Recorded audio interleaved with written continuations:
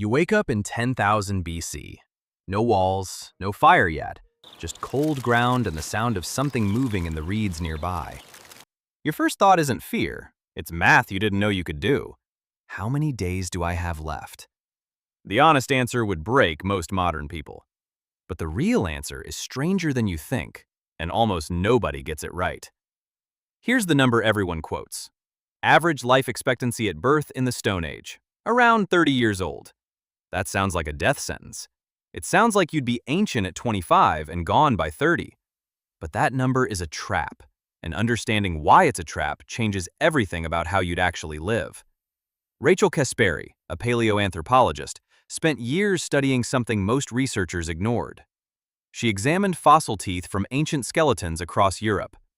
Teeth wear down at a predictable rate, so they work like tree rings for a human life. Caspari wasn't counting years, she was counting ratios. How many people lived past 50 compared to those who died young? And what she found upended the 30-year myth completely. Older adults weren't rare. In many populations, people who survived childhood had a real shot at reaching their 60s. The average of 30 was being dragged down hard by something else entirely: infant and child mortality.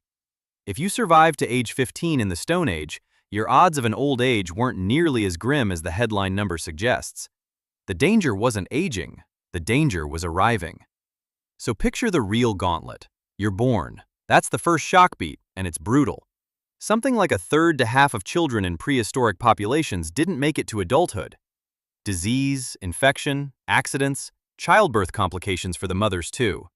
This is the filter. This is what actually creates that misleading average. Not old age creeping up fast, childhood refusing to let go. Now say you cleared that filter. Say you're 15, healthy, standing in the sun in 10,000 BC. What does your life actually look like from here? This is where modern comparisons help more than ancient bones can. Michael Gurven and Rachel Kaplan, two researchers, ran a landmark 2007 study comparing mortality data across surviving hunter-gatherer societies, groups like the Hadza in Tanzania and the Ake in Paraguay, whose lifestyles closely mirror what Stone Age humans likely experienced.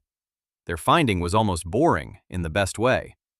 Adult hunter-gatherers who avoid violence and famine often live into their 60s and 70s, not as an exception, as a pattern. That's the twist hiding under the twist. The Stone Age wasn't a world without old people. It was a world that filtered brutally for who got to become one. Let's put you somewhere specific. Around 10,000 BC, in the Levant, a culture called the Natufians was doing something unusual. They were semi-settled, gathering wild grain, building round stone houses before agriculture had even fully arrived. At a site called Ain Malaha, also known as Ainan, in what's now northern Israel, archaeologists uncovered burials that tell a quiet, specific story. Imagine an older woman there, gray-haired, moving slowly but with total authority, teaching a group of children which wild grasses are food and which will make them sick. She has survived 40, maybe 50 summers. In her community, that makes her rare and priceless, not weak, not discarded. A living archive, holding knowledge nobody had written down yet because writing didn't exist. That's the counterintuitive part your brain resists. We picture the Stone Age as a world that discarded the old and worshipped the young and strong. The evidence says almost the opposite. Grandmothers mattered enormously. Some researchers even argue that the presence of postmenopausal women, freed from childbearing but still capable of gathering food and teaching, gave early humans a survival edge over other hominins who didn't have that same buffer of elder wisdom. Age wasn't a liability in that world. It was infrastructure. Here's your second shock beat. The leading killers in 10,000 BC weren't the things you're picturing. Not saber-toothed predators. Not warfare, most of the time. It was infection. A cut on your foot that gets dirty. A rotten tooth with no dentist to pull it. A bad birth with no way to stop the bleeding. The wilderness wasn't hunting you the way movies suggest. Your own biology, unprotected by anything we now take for granted, was the real predator. And it was patient. So if you actually woke up there, tomorrow, what would kill you first? Not a wolf. A splinter you didn't notice. Which brings us to the twist that changes how you see your own life. We assume the Stone Age was defined by short, brutal lives ending suddenly and young. The evidence says something quieter and more unsettling. It was defined by narrow margins. A world where every small thing, every scrape, every fever, every hard winter carried a weight it no longer carries for you. It wasn't that life was short, it was that life had no cushion. And that's the mirror. You live in a world built almost entirely out of cushion. Antibiotics, refrigeration, painkillers, strangers who show up in an ambulance for you, for free, at 3 a.m. You've probably had a dozen small brushes with death in your life already. A fall, a fever, an infection, and you didn't even register them as brushes with death because the cushion absorbed them silently. The Stone Age human had none of that. Every single day was survived on its own terms, with nothing held in reserve. Here's the quiet thought worth sitting with.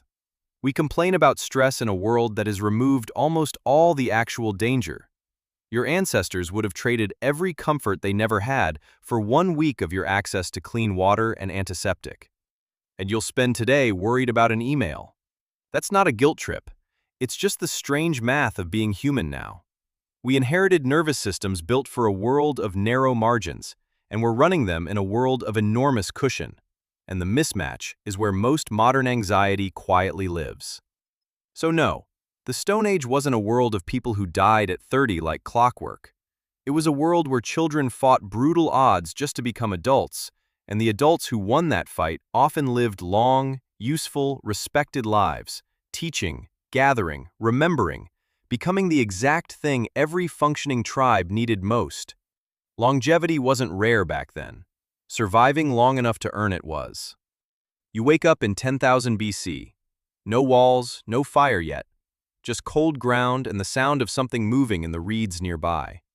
And this time, you know exactly what that first thought should be. Not fear of dying young. Fear of the small, quiet thing that could take you before you ever got the chance to grow old.